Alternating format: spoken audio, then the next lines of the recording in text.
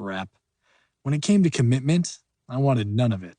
Girlfriends were a complication I didn't need or want, especially since I was enjoying the many choices I had available. Not to say that eventually I wouldn't settle down with one woman, probably like when I was George Clooney's age or something like that. But for now, the idea of being tied down when I was in my prime gave me a rash just thinking about it. Surely, I owed it to myself to play the field while I was able to, right? Share myself with the many, rather than confine myself to one person. Besides, I'd never met a woman I could even contemplate long-term with, so why waste their time and my own for something that would only end up with both of us resenting each other?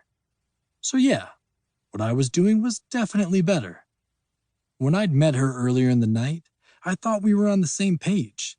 I always made it clear that I'm not boyfriend material, and for the most part, everyone is A-okay with the hookup scenario. I always made sure they were well and truly taken care of before I blew my load, and never did shady shit, like say I'm in love with them.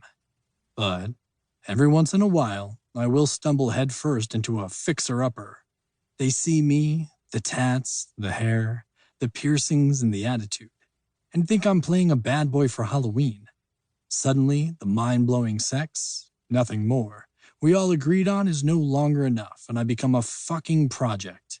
Like I can be trained like a border collie with some treats and enough good boys. Not to say I don't like treats and praise, and when given in the right context, I will sit up and bark if that's what a girl was into. But being tricked into a relationship was definitely not cool, and while I might have fallen for it a few times in the past, my eyes were wide open now. And fucking a virgin was a game changer with an added degree of danger. Fuck. So, I guess I should go. Asshole it was. Honestly, I didn't like being a prick. I got no joy out of it, and it didn't make me feel warm and fuzzy. But confronted with the reality, I was in over my head. Better for her to hate me now before she got even more attached. It was a price I had to pay for being a sex god.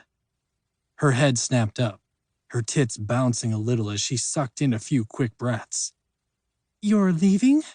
But I just told you." "I know, baby doll."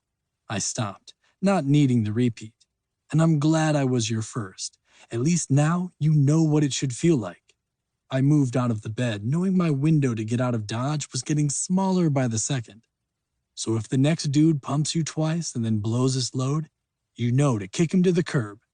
You deserve the best. The men in her future were most likely going to be a disappointment, but that wasn't my problem to solve. Nope, that was between her and whoever came after, all of which were none of my business.